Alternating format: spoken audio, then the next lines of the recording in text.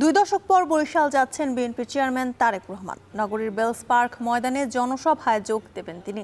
সফর ঘিরে উৎসাহ উদ্দীপনা বিরাজ করছে উপকূলীয় এলাকার নেতাকর্মীদের মাঝে।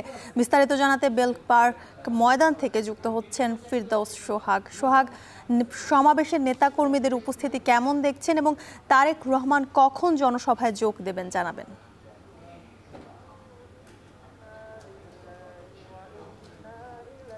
আপনাকে ধন্যবাদ জ্যোতিকা। সমাবেশে যারা যুক্ত হবেন, যারা আসবেন, তারা কিন্তু ইতিমধ্যেই চলে এসেছেন। তবে আমরা খবর পেয়েছি যে অনেক বিভিন্ন জেলা থেকে, অর্থাৎ বরিশাল বিভাগের যে 6টি জেলা রয়েছে এবং আশপাশের যে জেলাগুলো রয়েছে, সেখান থেকে কিন্তু যারা রওনা দিয়েছেন এখনো তারা কিন্তু পথে রয়েছে।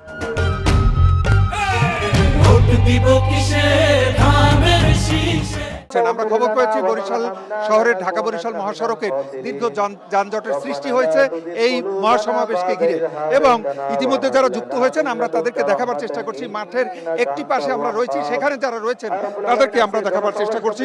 কিছুক্ষণ আগে কিন্তু জনসভা শুরু হয়েছে এবং এই যে কোরআন তেলাওয়াতের মধ্যে দিয়ে জনসভা শুরু হয়েছে। তবে তারেক রহমান, আমরা শুনেছি যে ঢাকা থেকে রওনা করার যে সময়টি, সেটি আমাদেরকে জানানো হয়েছে যে সকাল 11টায়, অর্থাৎ এখন থেকে কিছু সময়ের মধ্যে তিনি রওনা করবেন হেলিকপ্টার যোগে, এবং হেলিকপ্টারে করে তিনি বরিশালে পৌঁছে বরিশাল আউটার স্টেডিয়ামে তার হেলিকপ্টারটি অবতরণ করবে। এরপর দুপুর 12টায় বেলস পার্ক মাঠে বিভাগীয় নির্বাচনী জনসভায় তিনি যোগদান করবেন। দুপুর 1টায় বরিশাল থেকে হেলিকপ্টার যোগে ফরিদপুরের উদ্দেশ্যে রওনা করবেন। 1:45 মিনিটে ফরিদপুর রাজেন্দ্র কলেজ মাঠে ফরিদপুরের বিভাগীয় নির্বাচনী সভায় তিনি জনসভায় যোগ দেবেন। 2:45 মিনিটে ফরিদপুর থেকে হেলিকপ্টার যোগে আবার ঢাকার উদ্দেশ্যে তিনি যাত্রা করবেন। এতটুকুই ছিল আমাদের খবর আমাদের হাতে। তবে একটা জিনিস জানিয়ে রাখি যে এখানকার আইন শৃঙ্খলা সুন্দর এবং সুষ্ঠু রয়েছে। এখন পর্যন্ত কোথাও কোনো জটিলতা বা ঝামেলা তৈরি হয়নি। নির্বাচনী এই সমাবেশকে ঘিরে যাতে সুন্দর সুষ্ঠুভাবে হতে পারে সেই লক্ষ্যে কিন্তু প্রচুর স্বেচ্ছাসেবক দল তারা কিন্তু নিয়োজিত রয়েছে। নারীদের যাতে কোনো সমস্যা না হয় সেজন্য ব্যারিকেডের মধ্যে কিন্তু তাদেরকে বসার ব্যবস্থা করা হয়েছে।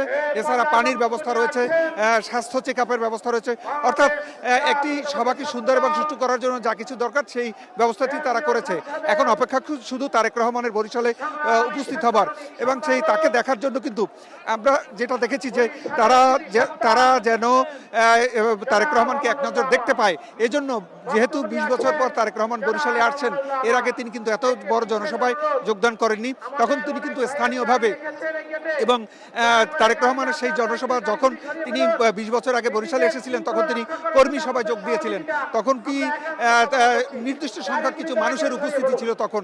আর এখন কিন্তু একটি জনসমাবেশ, যেহেতু জনসমাবেশ বরিশাল বিভাগের 6টি জেলা থেকে 42টি উপজেলা থেকে এখানে জনসমাবেশে যোগ দিতে লোকজন আসছেন।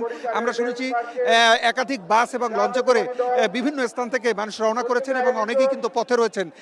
যারা ইতিমধ্যে উপস্থিত হয়েছেন তাদেরকেই শুধু ক্যামেরার লেন্সে দেখানো সম্ভব হচ্ছে। তবে একটা জিনিস জানিয়ে রাখি যে এই জনসমাবেশে কিন্তু তারেক রহমানের বরিশাল বিভাগের যে 21টি আসন রয়েছে, 21টি আসনের যারা বিএনপি থেকে অথবা জোট থেকে দলীয় মনোনয়ন পেয়েছেন তাদেরকে পরিচয় করিয়ে দেওয়া হবে। ইতিমধ্যে কিন্তু আমরা দেখেছি যে কেন্দ্রীয় নেতৃবৃন্দের মধ্যে থেকে অনেকেই এখানে উপস্থিত হয়েছেন এবং যারা উপস্থিত হয়েছেন তারা কিন্তু সেখানে কথা বলা শুরু করেছেন।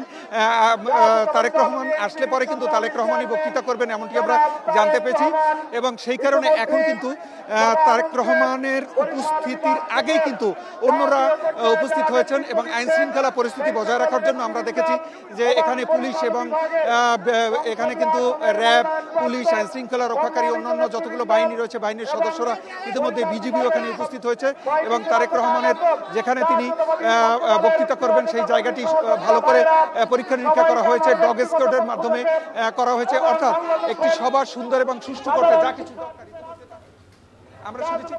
বরিশাল থেকে যুক্ত ছিলেন ফিরদৌস সোহাগ, জানাচ্ছিলেন সেখানকার সবশেষ তথ্য।